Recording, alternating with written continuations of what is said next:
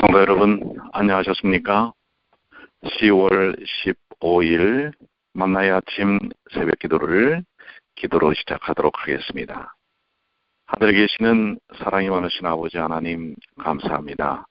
10월도 이제 중순에 다다르게 하시고 저희의 매 순간 주님의 귀하신 은혜 속에서 인도하여 주셔서 감사합니다. 계속되는 로마서의 말씀을 통해서 더욱더 저희의 영적인 삶의 양식이 될 수 있도록 도와주시고 영적으로 충만하여질 뿐만 아니라 저희의 모든 인생이 주님의 그 귀하신 은혜를 통하여 풍성함을 경험할 수 있도록 도와주시옵소서. 가을은 깊어갑니다. 그렇듯이 저희의 영적인 삶도 더욱더 귀한 결실들을 얻을 수 있도록 주여 도와주시옵소서.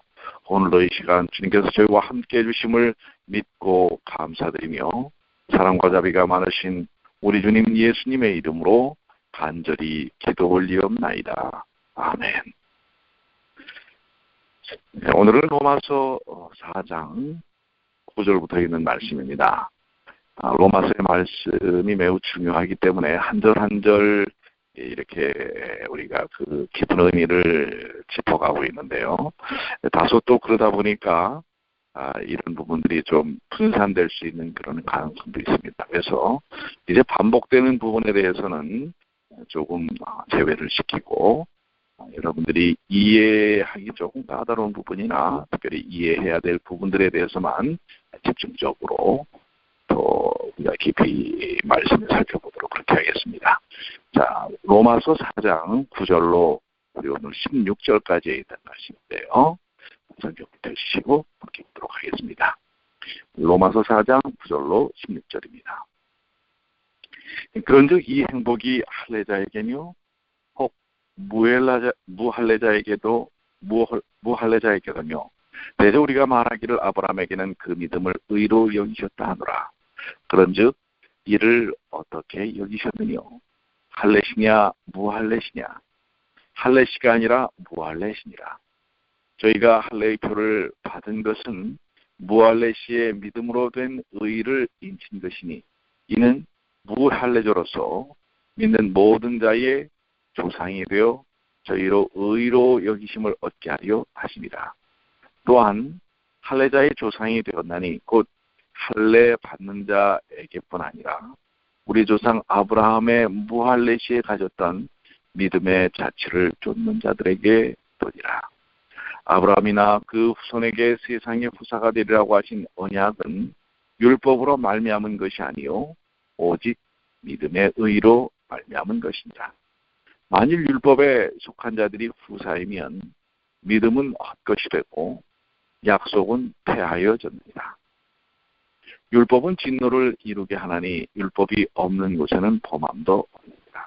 그러므로 후사가 되는 이것이 은혜에 속하기 위하여 믿음으로 되나니 이는 그 약속을 그 모든 후손에게 굳게 하려 하심이라. 율법에 속한 자에게뿐 아니라 아브라함의 믿음에 속한 자에게도니 아브라함은 하나님 앞에서 우리 모든 사람의 조상이라. 네, 우리 4장 우리 16절까지 있는 말씀을 보았습니다. 여기 우리 9절에 이 행복이 할례자에게뇨 라고 이렇게 말씀을 하고 있는데요. 바울은 이 행복함이 특별히 하나님의 은혜를 통하여 얻어지는 행복함이 할례자에게만 있다고 말을 하는 게 아니죠. 바울은 이제 반대된다고 할 수 있는 답변을 준비하고 있습니다. 그것은 신이란 분명히 행위보다는 믿음으로 말미암아 얻게 됨을 인정해야 하지만 다윗이나 아브라함이 할례의 법에 순종했다는 사실은 확실히 의롭게 되는 일과 상관이 있었다는 것입니다. 만약 이것이 사실이라면 분명히 할례를 받은 자들은 신의 계획에 뭔가 유리한 조건을 가지고 있었을 것입니다. 바울은 아브라함이 할례를 받기 전에 의롭다함을 받았음을 지적함으로써 이 논쟁에 대하여 즉 할례를 받는다는 것이 더 유리한 거 아니냐 이 칭의를 이루는 일에 있어서. 그런데 이 논쟁에 대하여 바울은 분명하게 대답하는 것입니다. 실제로 아브라함은 99세, 그의 아들 이스마엘이 13세가 되기까지 할례를 받지 않았습니다. 하나님의 약속을 믿는 아브라함의 경험은 이스마엘이 출생하기 전에 한 경험이었다는 사실을 우리는 기억해야 합니다. 하나님의 약속을 믿는 믿음이 먼저였고 그 다음에 할례는 나중에 했다는 것입니다. 그래서 10절에 그런즉 이를 어떻게 여기셨느뇨? 할례시냐 무할례시냐? 할례시가 아니라 부할례시니라. 구약은 분명히 그가 의롭다함을 받은 때는 할례받기 오래 전이었다고 기록하고 있는 것입니다. 이 시점에 대해서 이야기하고 있어요. 그러면서 11절에 저가 할례의 표를 받은 것은 무할례 시에 믿음으로 된 의를 인친 것이니라고 말하고 있습니다. 그래서 그러니까 할례는 믿음으로 된 의를 인을 쳤다라는 것이죠. 그럼 인이란 무엇이냐라는 것이죠. 이 헬라어의 스프라기스라는 이 단어는 계약이나 협정을 비준하거나 법적으로 인증하는 어떤 표시 혹은 그 표시를 만드는 도구를 가리키는 데 사용되었습니다. 그러므로 할례는 아브라함과 세운 언약에 대한 비준과 그가 이전에 가진 믿음으로 말미암는 의의 경험을 확증하는 외적인 표시로서 의도된 것이었습니다. 따라서 할례는 하나님이 한 사람을 받아들이고 총회하는 이유로 간주될 수는 없는 것입니다. 할례 때문에 그 사람을 받아들이는 것으로 얘기할 수 없는 것입니다. 그것은 단지 믿음으로 말미암아 오는 의에 대하여 아브라함과 그 손들이 갖는 표시여 인이었던 것입니다.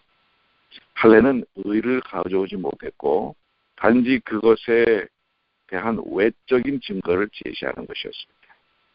그와 비슷하게 침례가 그리스도인에게 의를 가져오지는 못하지만 그 의식은 침례 전에 경험한 믿음과 칭의에 대한 표시와 인으로서 간주될 수 있기 때문에 매우 중요한 의미를 갖고 있는 것입니다. 그러나 침례 때문에 우리가 구원을 받았다는 것입니다. 그것은 구원의 표라고 했습니다. 상당히 중요한 이 할례도 마찬가지죠. 할례 때문에 그 의를 이룬 게 아니죠. 믿음으로 말미암는 의를 이루기 때문에 그것에 대한 표시로서 인으로서 할례를 받았다고 하는 것입니다. 상당히 중요한 부분을 지금 여기 설명을 하고 있는 것입니다. 아브라함은 그 구원의 선물이 그들에게 할례를 받았든지 받지 않았든지 어느 곳에 있든지 모든 사람에게 똑같은 조건으로 주어졌다는 사실을 아는 사람이었습니다. 아브라함과 그의 모든 참 자손들은 이 조건들을 충족시켰습니다. 영적 가족을 하나로 연합하는 것은 믿음입니다. 다른 조건이 아닌 것입니다. 우리가 십자가로 나가고 십자가를 믿는 믿음 때문에 우리가 하나로 연합되는 것입니다.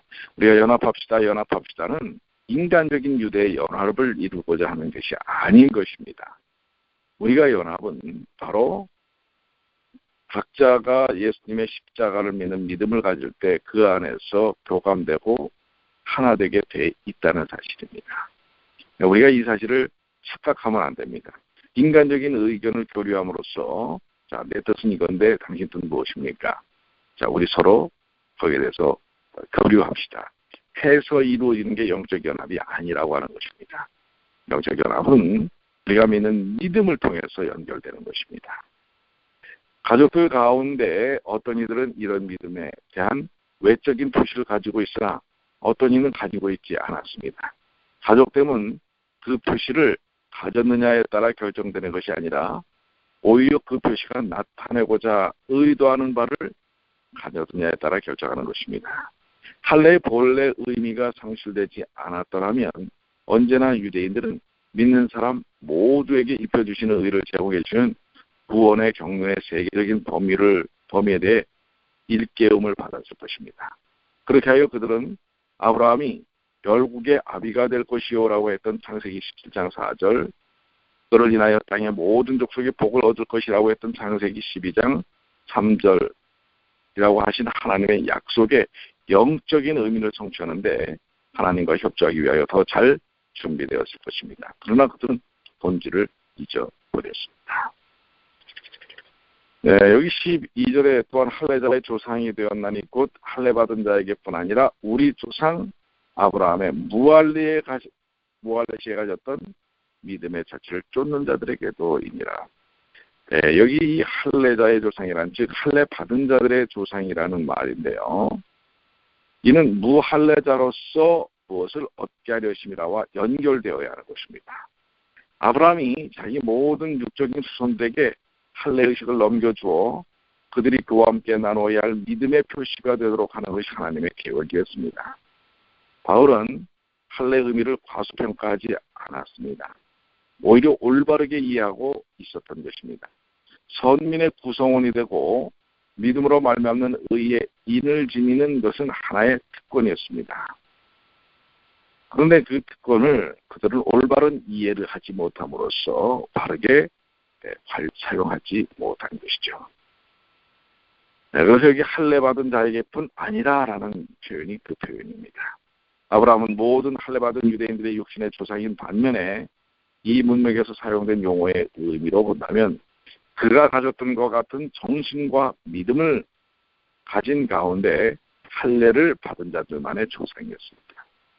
단순한 할례는 아무 소용이 없었으나 아브라함의 할례와 같이 믿음과 연결된 할례는 참으로 그의 후손된 자들의 표시가 되었다고 하는 것입니다.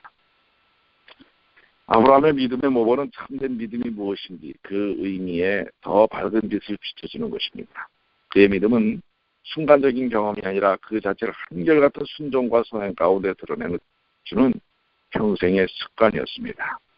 하나님도 친히 증거하기를 아브라함이 내 말을 순종하고 내 명령과 내 계명과 내 율례와 내 법도를 지켰으리라라고 창세기 26장 5절에 말씀하고 계십니다. 자, 참 아브라함은 정말 우리가 믿음의 조상으로 따를 그런 또 배워야 할 참된 믿음으로 말미암는 의의를 보여준 그러한 인물이었다는 사실을 성경은 설명하고 있는 것입니다. 여기 13절에는 세상의 후사가 되리라. 아브라함이나 그 손에게 세상의 후사. 여기서 말하는 이 세상의 후사는 아브라함에게 하신 어떤 약속 가운데도 이와 같은 똑같은 표현은 나타나지 않습니다. 그런데 바울은 이 포괄적인 표현을 통해 모든 약속을 요약하고 있거나 아니면 모든 약속 가운데 가장 포괄적인 약속인 또 내 씨로 말미암아 천하 만민이 복을 얻으리니라는 약속을 특별히 가르칠 수도 있는 것입니다.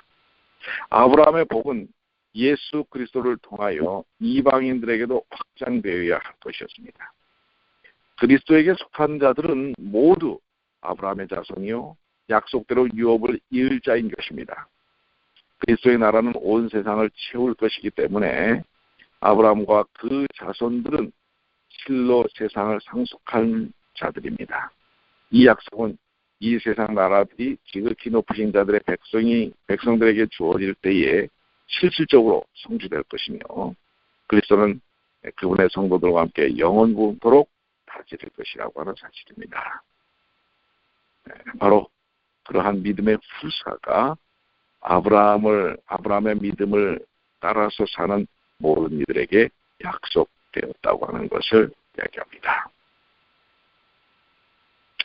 만약에 그 사실이 율법에 속한 율법주의자들에게만 상속하게 된다면 믿음은 모든 의미를 상실하게 되고 하나님이 아브라함을 칭찬할 이유가 없어지게 된다고 하는 사실입니다. 네, 특별히 여러분들 15절에 있는 말씀이 조금 궁금하시지 않습니까? 율법은 진노를 이루게 하나니 율법이 없는 곳에서는 범함도 없습니다. 여기 율법은 진노를 이루게 한다라는 말이 도대체 무슨 말일까? 이것은 칭의를 얻기 위하여 율법을 순종하는 것에 의존하는 율법주의자들은 그릇된 추정 위에 그들의 기대를 걸고 있습니다. 율법의 기능은 죄를 드러내고 죄가 하나님의 뜻을 위반하는 것임을 보여주는 것입니다. 율법은 죄인을 의롭게 해주거나 그에게 화평을 가졌다 주는 것과는 거리가 멉니다. 도리어 죄에 있는 사람들을 정죄하고 그들에게 하나님의 진노를 가져오는 것입니다. 바울은 이미 모든 사람이 죄를 지었음을 로마서 1장부터 3장까지 입증했기 때문에 율법으로 말미암아 의롭게 되고자 시도하는 자는 누구든지 진노와 정죄에 빠지게 될 것이라고 하는 사실입니다. 율법의 기능이 그렇다고 하는 사실을 분명히 밝히는 것입니다. 율법은 그것을 통해서 우리가 의를 이루는 것이 아니라 우리의 죄가 무엇인지를 깨닫게 하는 것입니다. 율법은 우리를 의롭게 하는 기능을 갖고 있지 않습니다. 그냥 우리의 죄가 무엇인지를 깨닫게 하는 것입니다. 그러므로 율법은 약속을 통해 의로된 것과 정반대의 결과를 낼 수 있는 것입니다. 이 성경절에서 바울이 율법의 필요성을 부인하라는 것은 결코 아닙니다.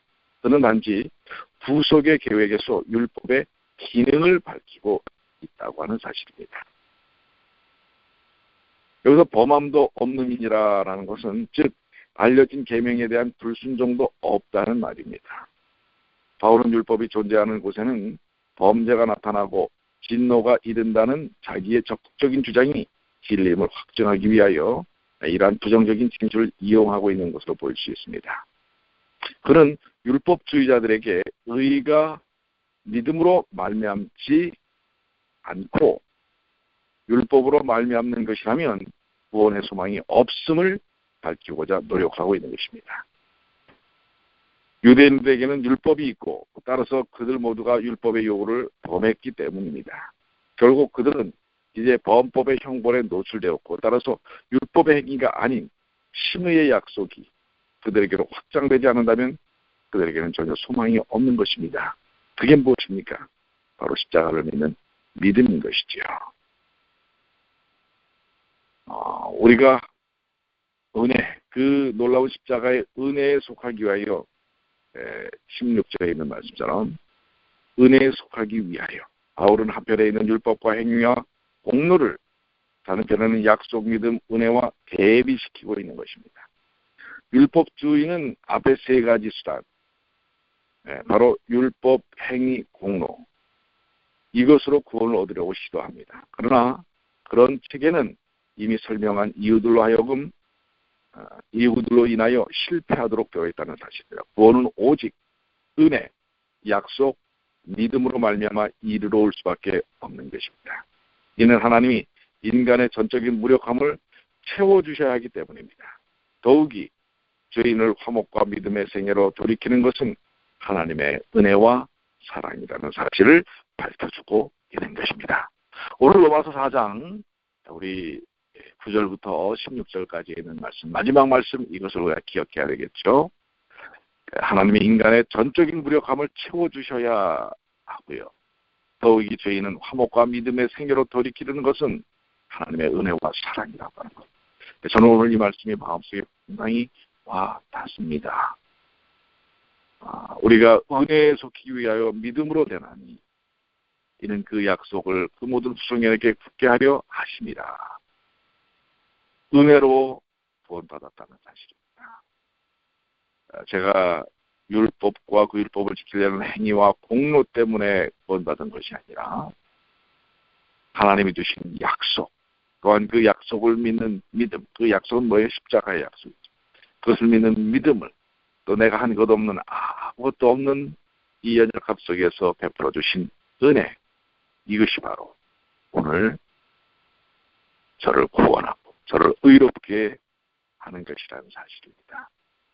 오늘 여러분들 한 주 이 하루간의 삶을 살면서 우리가 우리 될 수 있는 것, 하나님의 자녀로서의 삶을 살 수 있는 것은 그분의 전적인 약속과 그 약속에 대한 믿음과 은혜라고 하는 사실을 다시 한번 마음속에 새겨보시면 어떨까요?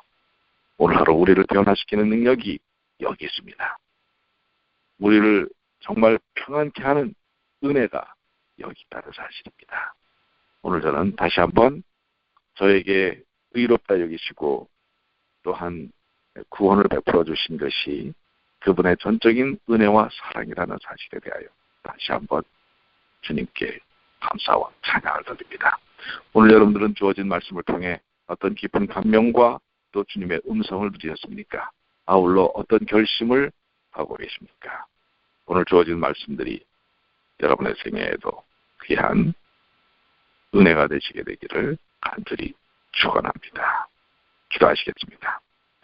하늘에 계시는 사랑이 많으신 아버지 하나님, 할례라고 하는 것 때문에 우리를 구원하신 것이 아니라 이미 예수님을 믿는 믿음을 통해 그 믿음의 의로 구원하였기에 그것을 하나의 표식으로 주셨던 이 할례가 그 아브라함과 아브라함의 자손들에게 의미가 있었던 것처럼 오늘 침례를 받았기 때문에 구원이 아니라 침례받는 일을 통한 예수님을 믿는 믿음과 용서에 대한 확신 속에서 침례를 통해서 그 믿음을 표현하였던 것처럼 오늘 저희들이 우리의 삶 속에서 베풀어 주신 하나님의 전적인 은혜에 대하여 깊이